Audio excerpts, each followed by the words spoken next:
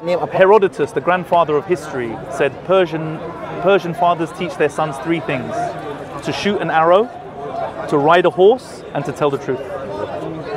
Test the claim. Like you take off your shoes, you're on holy ground, but there's no other people there in our... Yeah, and there was no people in Islam. Yeah. Prophet Moses is by himself. He just saw the fire, and he told his wife to wait there. He walked because he want to get them some fire in the Sahara. Yeah. And that was it. I just want to be clear. I'm not appealing to the Abrahamic tradition to justify the Zoroastrian tradition of praying in the presence of fire. Yes. I simply respond this way to when the word majus is used pejoratively to suggest fire worship. I say, well, hold on a second. If praying near a fire was so bad, then the people who were around the fire in that instance wouldn't have been blessed. And it says specifically the people around the fire, not the people on the ground, on this ground necessarily, right? Anyway, that's how I deflect that accusation. Sorry, what was it? What was the? Coming back to the question. Yeah, sorry. So what is fire? Fire. Okay, so the word for fire, first of all, in the Zoroastrian tradition, is synonymous with truth. So the word for fire and truth are the same. So the word is arta or asha. Asha. So in Hebrew it's ish, and the Hebrew for man is ish. So it's like it's quite close to the Hebrew word for man, but it's whereas emet is truth. Right. But ish he's a Jew. He's interesting. I'm not but sure. ish is fire. Ish, yeah. Okay, so for us, in the Zoroastrian tradition, it's asha. However, asha is also synonymous with cosmic order, and the fire is the logos of Zoroastrianism. So it's this symbol which represents truth, and not just truth in the sense of a factually correct statement, but truth also encompasses justice, all virtue. Yeah. And this word is also synonymous with cosmic order, i.e. the ideal state of reality. So Asha in Hebrew would be happiness. Asha, happy. The word happiness appears often in Zoroastrian texts, so there may be a connection there. Yeah. Fascinating. To delve more deeply into what I consider Zoroastrian influence on the Abrahamic tradition. So, based on my studies, ancient Israelite religion was more like a landscape of tribal or regional gods. So I disagree with that, but okay. Okay. Yeah, but we only had one god. Okay, fine. That may. I mean, I guess you'd have to say that. Yeah, I mean, the place was Hashem Echad, but there's one. So, i.e., there was. Sorry. So, to further that point, there was a point at which Israel had not broken off from Canaan, for example. They didn't share the same deity. So once they split, they had separate. I mean, we don't see ourselves as splitting from them, though. We believe they were in the land, and we came into the land from Egypt. Okay. And drove them out of the land. Okay. Fine. So I'm referencing people like Nidich, who wrote a book called Ancient Israelite Religion. Even, let's say I would reference, I think it's Exodus 15, where Moses says, who, O Lord, who, O Elohim, is like you amongst the Ba'alim, which seems to me to be a failure to rule out. In fact, it's an admission that there are other gods. Or even in the Ten Commandments, where it says, you shall take no other gods but me. He's not saying there are no other gods but me. So I'm saying it's a failure to rule out the existence of other gods. It's somewhat ambiguous. It could be read in a couple of different ways. True. I understand. I go because the way you said it. There is a point in the biblical canon where the existence of other gods is ruled out. It does come eventually, and I think that's through a process of monotheization of the Abrahamic tradition or the Jewish tradition, and it happens to be within the same chapters as the arrival of the Persians in Babylon. So I think they brought with them this idea, and there's a number of ideas that they brought with them that had not yet been formed in Jewish thinking. That is interesting. I'm actually going to look into some. I've said this in a couple of videos before. There was the emergence of a number of rabbinical sects in the Second Temple period. So we have this tradition. We have the tradition, the rabbinic tradition, so to speak. goes all the way back to Moses, and there was like what we call Misra, which was passed down from Moses to Joshua to the elders to all the way down to the courts of Avashi and Ravina, which is like post the Second Temple period. But there's this a continued tradition. There's the written law, and we call it the oral law, but it's almost like the living law. And so Ezra had 120 sages, and they would. Ezra, the Jewish Persian governor. Yeah. And he would they introduced lots of the practices that we keep today. Yeah. Before him there were other courts, and so we have this tradition that goes all the way back. So we wouldn't say it was just in the Second Temple period. Modern Israeli academics regularly come out with things like this, but then they're regularly disproved. So it's like the documentary hypothesis, which you'll definitely be across. There's like biblical criticism. They're constantly updating their theories. They all say things like they were talking about camels when camels hadn't been domesticated, and then we find camels in Egypt that were domesticated. So I'm not dismissing academia, but we have a tradition, and we have archaeology and tradition to back that up. I accept that some of the theories that I propose would be contrary to your to your beliefs, but even Ezra, that if I'm not mistaken, I can't cite a source, but I'm aware of some oral traditions that describe Ezra as having not been in possession of the law when he was asked to go and teach it. So he was asked by the Persian king, go and teach the law. No worries. So this tradition that I've heard is that he wasn't in possession of it, but he needed to present it to be able to go and teach it. So he took a number of his scribes out away from the people, and then miraculously came under the inspiration of God and began to recite the Torah. Is it the same person in the Quran called Uzair, if I'm not sure? Ezra, I don't know. Uzair, because we have someone, Uzair. What's he known for? Hosea is someone else, there's a different prophet. It sounds more like Hosea is... Because he's like a prophet Jewish, and then in the Quran we've been told that there's even Jews that claim they're the son of God. They said... No, that's Uzair. Yeah, that's crazy. The Quran's but who is he? Who is Uzair? There's no one called Uzair. No, but he didn't say all the Jews believed Uzair, in yeah, that. Uzair is considered to be Ezra. Uzair. What? It's mentioned so what's the tradition? In the Quran, that even the Jews claimed one upon a time that he's the son of God. There's no Jews. And in the Quran, there was a small sector. And in the Quran, it was so clear claim. Islamic claim. In the Islamic claim, in the Quran, it didn't say that all the Jews. It's this group of Jews that believe that Israel is son of God. Matter of fact, they're just trying to, the way we believe the Christian trying to put Jesus higher than a place that he never claimed to. And I think that's what the Jews are trying to do, a small group of Jews. I mean, by some he was regarded as like the second Moses, because he is thought to, because he is the one who went back to the Holy Land to teach the law. Okay. And there were some who believed that they had lost the law, and that he is the one who wrote it. That's the claim by from some quarters. All right. Yes. So he was in the time of the Persians. Yeah. All right. Well, there was like Prophet Daniel, Ezra, Nehemiah. There's a number of Zechariah. There's a number of significant prophets who were in Babylon and also became members of the Persian court, or governors, or high-ranking officials in the Persian court. So Daniel was like intimately involved in the Babylonian court before the downfall of Babylon. I think he was at the banquet of Belshazzar when the writing appeared on the wall. We have been told it's Nabiullah Daniel. In fact, Daniel was thought to be buried in Iran. How do you say, by the way? Daniel. I think that's how it should be pronounced by Jews, and a lot of Jews mispronounce Really? Daniel. Yeah, the emphasis on the yel. No, this I mentioned in the Quran. That's how I have to pronounce it right. Like a reference to God.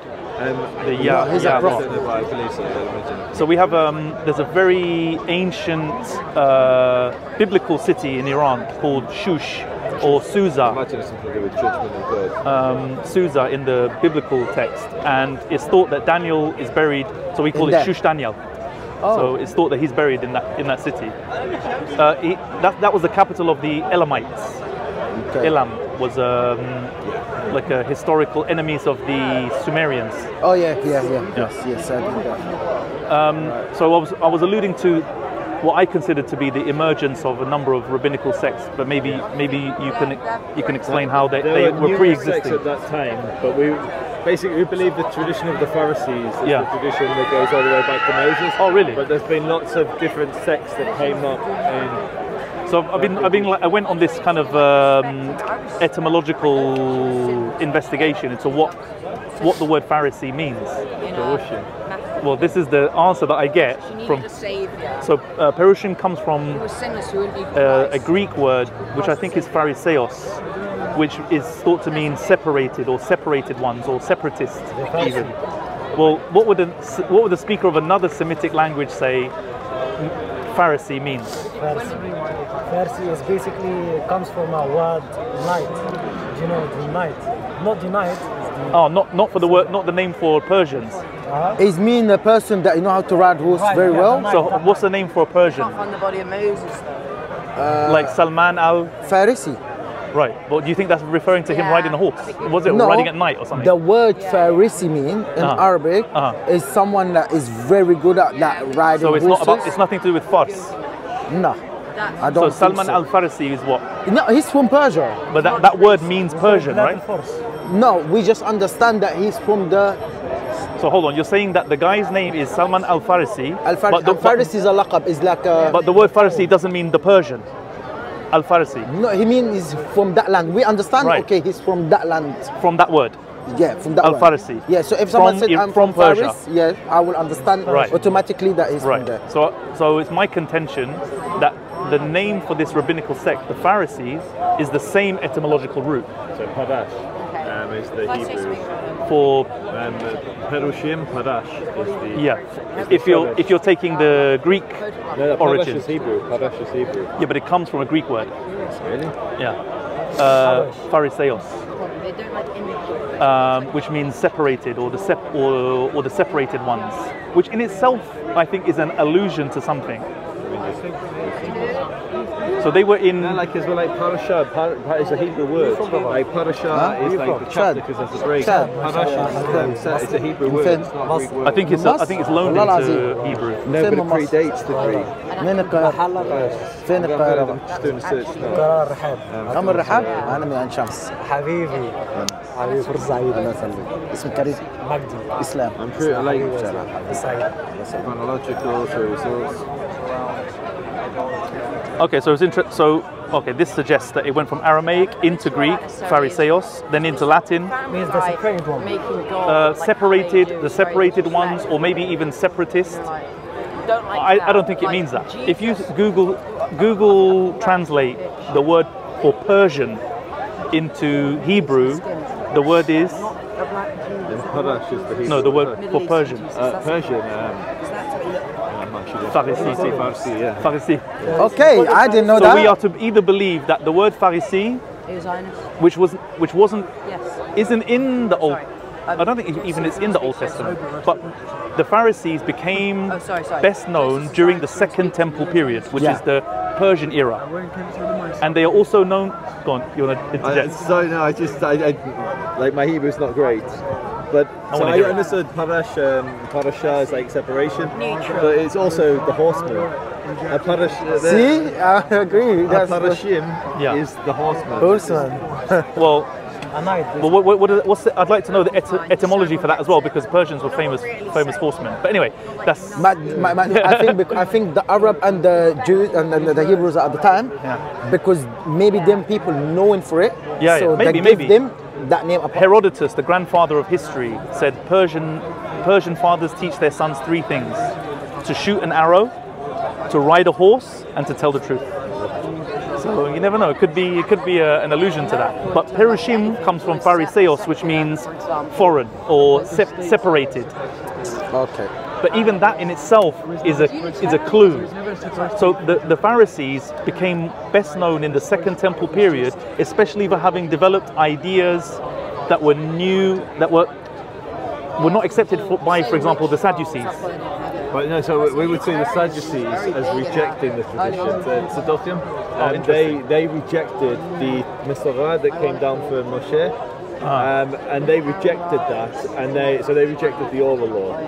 So like in the Torah will say like, I commanded you to do something in a certain way, but then it doesn't say what the certain way is. That would be the oral law. And those oral traditions would include personal judgment after death, heaven and hell, angelology, demonology. We wouldn't call that the oral. The oral law is literally law.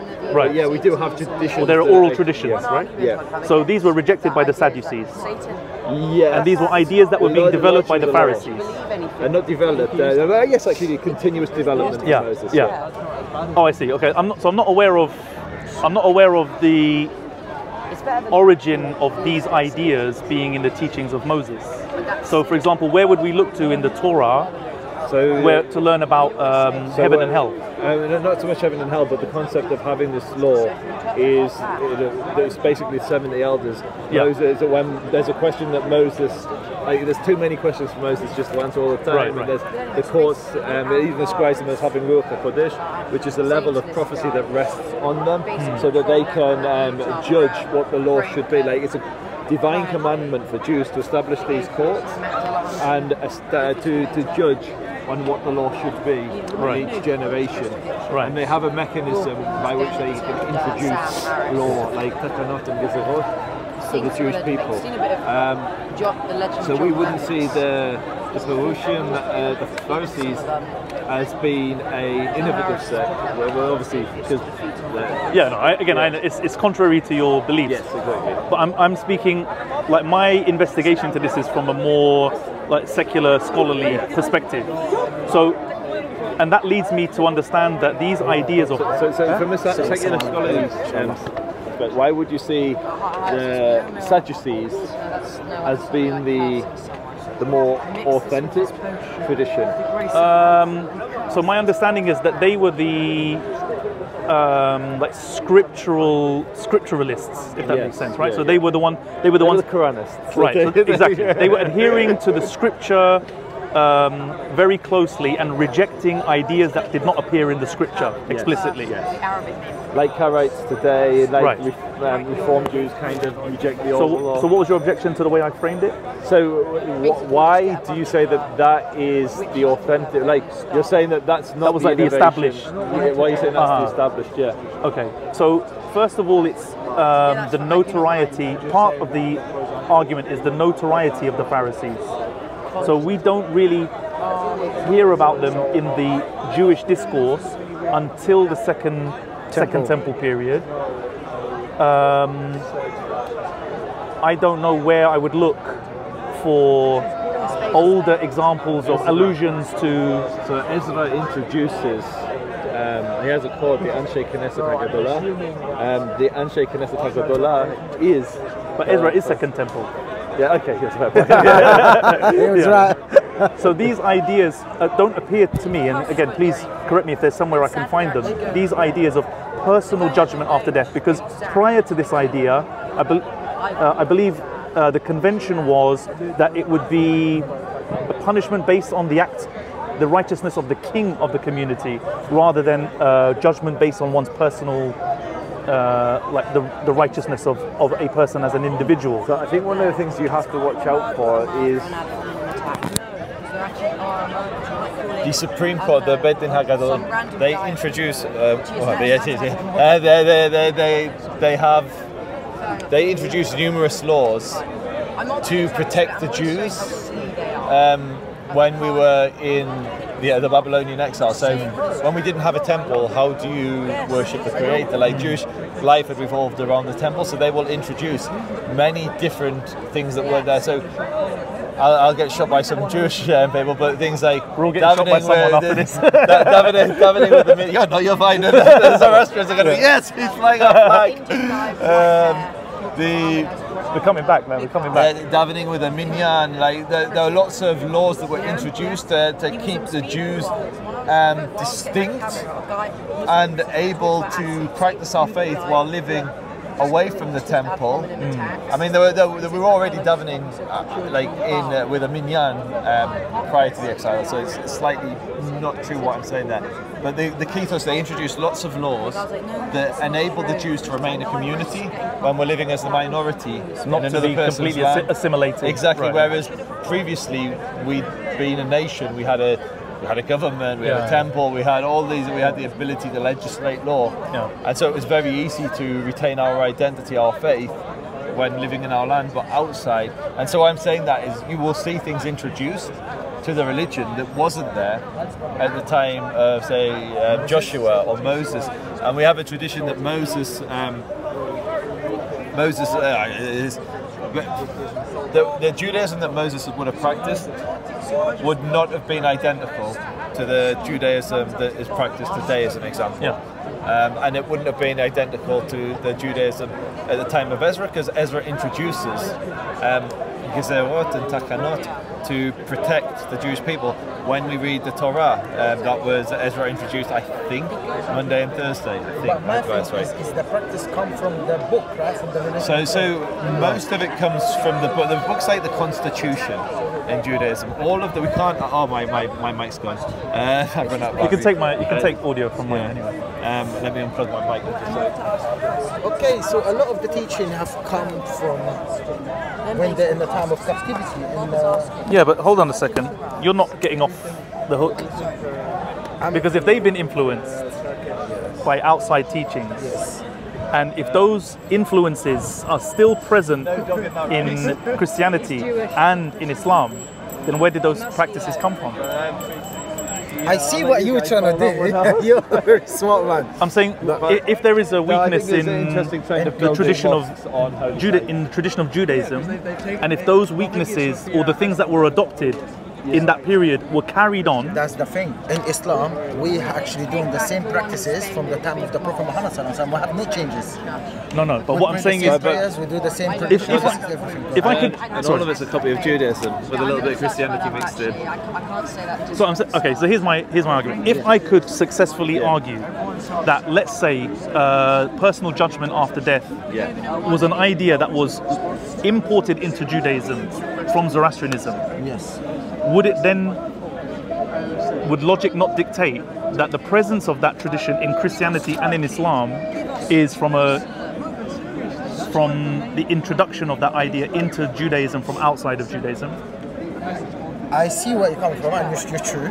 But what, as Muslim, I believe is before Judaism, there was two other religion existed, which is Noah, and he did speak about the afterlife, death. People, Adam have spoke about it. That's what we've been told in the Quran. So but these ideas, I do believe they've been pre-existed before even Judaism, and maybe before even people in Persia, if you know where I'm coming from. No. Cool. So no, I know where you're coming from, but you're wrong. I understand. So we believe Noah, for example, he was a prophet of God. He was before all of these people. Noah. Noah, okay. But and he was before, and he was a prophet of God, and he's been told about after death, judgments. He's been told about everything. Well, how do we know that? Because we told in the Quran. I know maybe you're not gonna. I mean, this in the Quran we've been told. Again, I approach it from a secular perspective. So if your revelation is later, then I consider that a later tradition, despite what it says about the past. I agree. Even I alluded to this earlier. Monotheism itself. There is a point in the biblical corpus where a prophet speaks in the voice of God, as in from God's perspective, saying there is no other God but me for the first time. And that coincides with the arrival of the Persians in Babylon. And my contention is that the Persians brought this idea with them and infused it into the Abrahamic tradition. And then there's this very important relationship between. You Muslim yet? No. Soon, yeah? Never.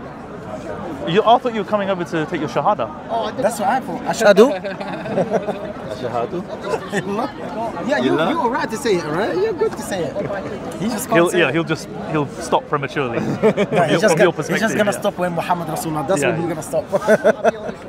What are you looking up? So Samuel 1:25-29. so this is just the English. Though a man rises to pursue thee and to seek thy soul, yet the soul of the Lord shall be bound in the bond of life with the Lord thy God and the soul of thy enemies. Then he shall sling out as of the hollow of a sling. So here it's talking about the soul, and the soul, one being with God and one being slung out, or so in Shmuel is right at the beginning.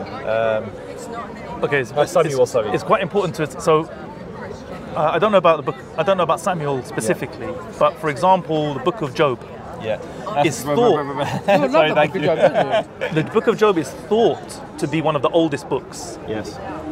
But like modern scholarship, linguistic analysis suggests it's much newer than previously thought. So, but I think with Job, even the dating of it within our tradition, we have different opinions. We have whether he's a Jewish prophet, whether he's a non-Jewish prophet. There's lots of. That's not central to the faith of the chronology of when it was written. I don't think you'd get a definitive. Maybe I'm wrong, and someone could correct me in the comments. But I don't think we'd have a definitive answer on Job. No, like when he was. I don't want to dismiss the Samuel point. I just don't know much about Samuel, and I would like to learn more. Like even so, again with this dating issue, the Book of Isaiah, which like within the Jewish mindset, is a much older prophecy. Specifically the parts where it talks about the coming of Cyrus, because that's sort of my area of interest. There he is.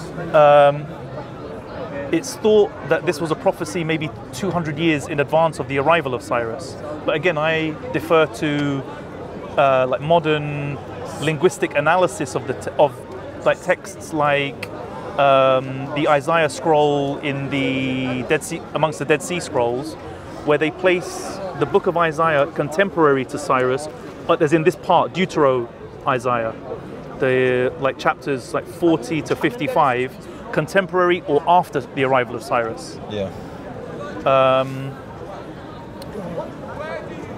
And there's a lot of serious implications with regard to the language that's used to describe the coming of Cyrus as well. But maybe that's a... So I'm just getting my... Sorry, do you mind if you just don't block the camera, thank you. What's this about, my friend? You talk about Isaiah?